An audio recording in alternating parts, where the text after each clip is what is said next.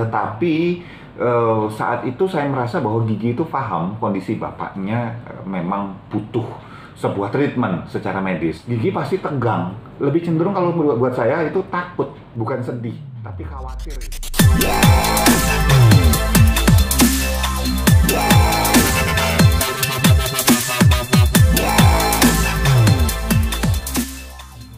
Tapi kalau melihat Nagita sendiri pas dia ngomong, apakah ada rasa sedih atau apa, atau rasa takut atau seperti apa mengalami itu? Oke. Ketika ekspresi yang ditampilkan oleh Nagita itu lebih cenderung ekspresi tense ya, tegang. Jadi ketika menceritakan dia berhati-hati. Nagita itu kan kalau ngomong kan pak kayak gitu. Tetapi ketika di sini dia benar-benar jaga kata-katanya gitu. Dan buat saya itu luar biasa. Kenapa? Berarti Gigi masih mandang bapaknya sebetulnya. Apapun yang terjadi, semarah apapun Gigi, sesebel apapun istilahnya, kita rasanya misalnya masih sebagai anak masih memperhatikan gitu, masih ngasih ke pengobatan, masih ada yang jagain dan sebagainya. Tetap sebel sih ketika dituduh yang tidak-tidak. Tetapi saat itu saya merasa bahwa Gigi itu paham kondisi bapaknya memang butuh sebuah treatment secara medis. Dan kalau memang obat nggak diminum, cara kerja obatnya sekali lagi cari di referensi banyak kok, gitu. Cari di Google, tanya sama dokter, psikiater atau psikolog gitu.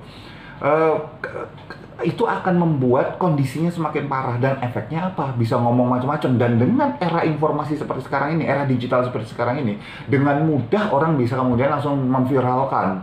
Dan itu membuat Gigi pasti tegang. Lebih cenderung kalau buat saya itu takut, bukan sedih, tapi khawatir gitu.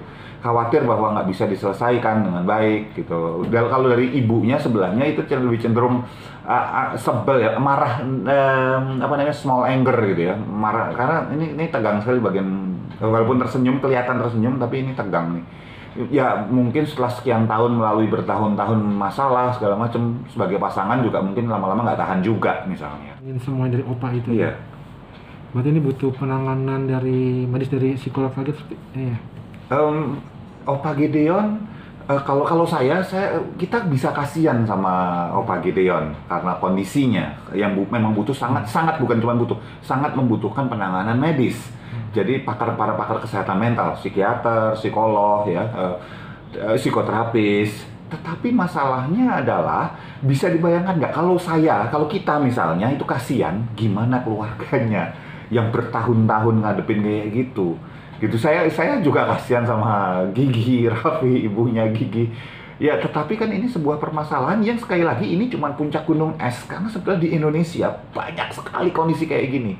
Dan banyak sekali yang masih mistreatment. Artinya mistreatment apa? Ditangani dengan salah. Ada yang dipasung, ada yang kemudian malah direndam di air dingin, ada yang dianggap kesurupan, ada yang dianggap bahwa malah bisa melihat makhluk gaib. Bukan. Ini ada sebuah masalah dengan struktur, dengan masalah di sel-sel otaknya orang tersebut, yang dimana stres dan depresi berat itu bisa memicu munculnya kondisi tersebut.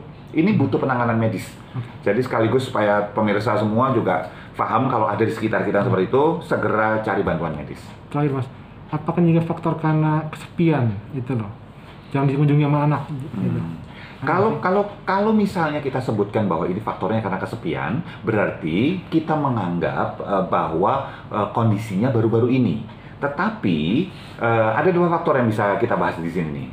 Faktor pertama adalah kondisi ini kan bukan baru mulai, sudah disampaikan dari pihak keluarga, dan sekali lagi saya melihat bahwa apa yang disampaikan Gigi itu beneran as it is, beneran keluar gitu ya, jujur gitu. Ini kondisi sudah lama, dari dia kecil itu bisa usia belasan tahun, usia SD, SMP gitu ya. Tapi ini jelas sudah lama. Kalau sudah lama, itu berarti bukan karena tidak dikunjungi atau jarang dikunjungi anak-anak. Ya dulu kan pasti masih bareng gitu. Justru bisa jadi dipisah karena supaya tidak membahayakan anak-anak atau keluarga secara fisik maupun mental. Karena memang bisa bahaya loh. Ada beberapa kasus di mana saudara-saudara kita yang mengalami hal kayak gitu malah mencelakakan secara fisik.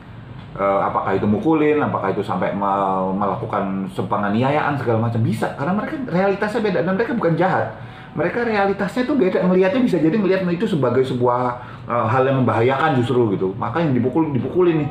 yang dipukulin naga gitu misalnya, itu padahal yang dipukulin anaknya sendiri, malah bisa bahaya memang. Nah, kalau misalnya kondisinya dulu, ya sudah pasti bukan karena jarang dikunjungi, wong mama mereka masih kecil gitu.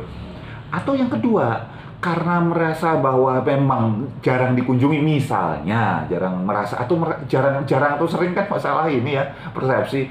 Ada yang dikunjungi seminggu sekali dianggap jarang, ada yang kunjungin sebulan sekali sudah dianggap sering gitu. Kita nggak bisa menjudge keluarga Gigi karena kita nggak berada di posisi mereka. Yang jelas, ketika bapaknya merasa merasa yang dikunjungi misalnya seminggu 2 kali atau seminggu sekali dikunjungi itu dianggap kurang, terus dia ngamuk nggak mau minum obat. Nah, begitu dia nggak mau minum obat, mulai sistemnya bereaksi lagi, dengar bisikan-bisikan lagi, melihat halusinasi lagi, apa gambar-gambar yang sebetulnya nggak ada di sekeliling dia gitu. Efeknya apa? Makin parah. Bisa jadi seperti itu.